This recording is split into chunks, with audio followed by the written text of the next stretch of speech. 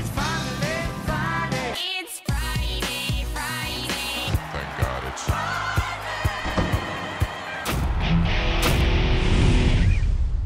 All right, welcome back to the Friday Show, presented this week by the 158th Queen's Plate at Woodbine Racetrack on July 2nd. I'm Scott Jagow, along with Ray Paulick. We're glad you could join us. We're going to go from the ridiculous to the sublime today.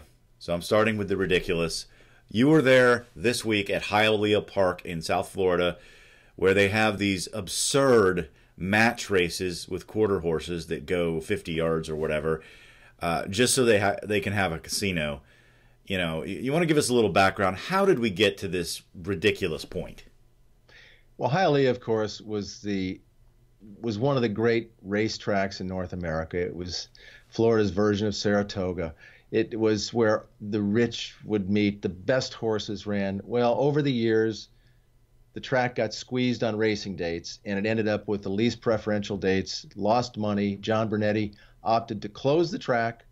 The state took away his thoroughbred permit. A few years later, they gave him a quarter horse permit. For many years, 7 or 8 years, he ran legitimate quarter horse races. But then he saw what some other facilities in Florida were doing to operate casinos or card rooms or simulcast rooms, and that is to run what I can only call farcical racing. Races of two horses trotting down a dirt path somewhere.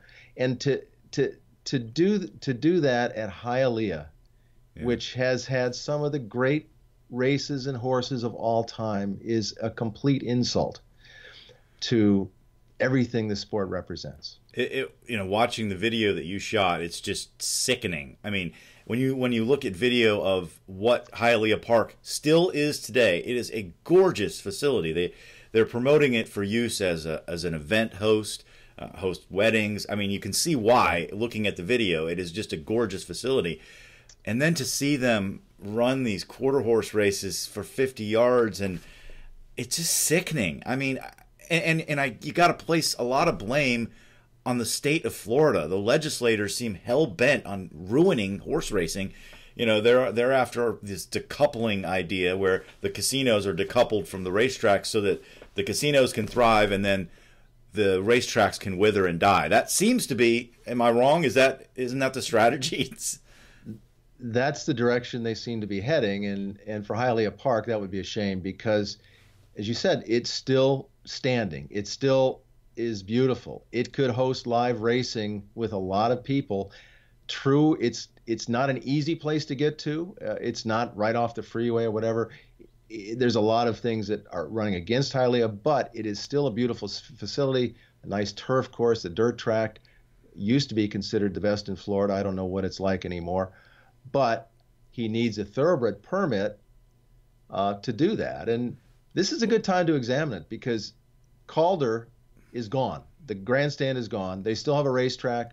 But when they run Gulfstream Park West at Calder, there's nothing there except a racetrack. Right. And so this makes far too much sense for Florida lawmakers to go along with this. But we're going to throw it out there anyway. So there's no grandstand at Calder. The turf course at Gulfstream Park gets ruined with too much use all year round.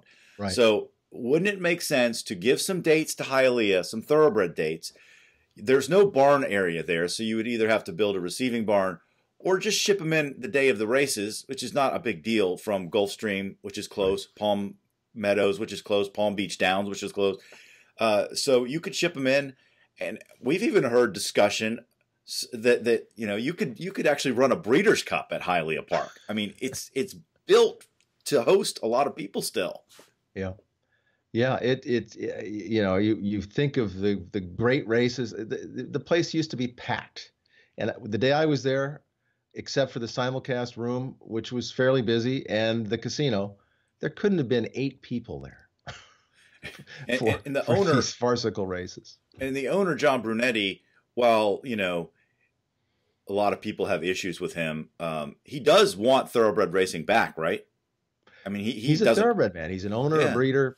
He's a very difficult guy to deal with, but he is the owner of Hialeah, and there should be some way to cut a deal to either lease it out to the Stronach Group to use the facility or something. It is too beautiful a facility to just have it rot. And Gulfstream Park, Stronach Group should be all over this idea, mainly because Churchill wants to sell Calder. So they want to get rid of that property. So they're not going to have Gulfstream Park West for much longer, I don't think. So this would be a perfect idea. And Frank Stronach's got a lot of clout in Florida. I think we have something here. Let's make it. Let's get her done. What do you think about this idea? Should Hialeah Park be given another opportunity to race thoroughbreds? Take the poll on our website, paulickreport.com. All right, moving on. Ray, you and I both agree watching the coverage of Royal Ascot on NBC Sports Network this week has been glorious. I mean, it's just the coverage has been excellent. And it appears, I haven't really done a count, but it looks to me like this might be the most American owners and horses that have run at the Royal Ascot meet. Yeah, and I think as more American owners watch this week's Royal Ascot racing, they're going to want to get involved in the future. What's not to like about it? It is beautiful. The television coverage has been spectacular. It just seems so relaxed. They're not rushing from one race to the next like we seem to do with our big events like the Breeders' Cup.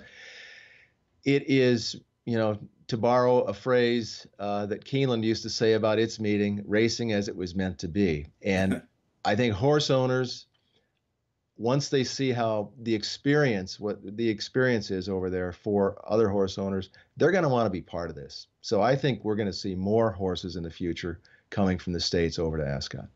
I had the privilege of going to Royal Ascot for one of the meetings, and it is, just a remarkable day of racing, just the whole atmosphere. There's nothing like it. And it makes a lot of sense when you consider the direction that American racing is going. There are more turf races, and those turf races are full fields. There are more horses being bred for the turf. So it kind of makes sense that we might, join this party, so to speak. And, maybe it'll be reciprocal. Maybe we'll get more Europeans coming over here if they see that we're more interested in turf racing. I see it as a win-win. And Royal Ascot comes at a perfect time of year for That's right. American fans, because it's after the Triple Crown, it's before Saratoga and Del Mar. So there's a lot to like. Yeah, I think it's perfect for the horses too, because it's before the Saratoga and Del Mar meets, and there's a little bit of a break after Keeneland. So I think it's a natural spot for a lot of American turf horses to run. All right, that's going to do it for this edition of the Friday Show, presented by the 158th Queen's Plate, another phenomenal event that takes place at Woodbine Racetrack July 2nd. And Ray, you're going to be there this year, right? I will. For the second straight year, I'll be at the Queen's Plate. I'm really looking forward to it. It is Canada's biggest day of racing all year. All right, thanks so much for joining us on the Friday Show, and we'll see you next time.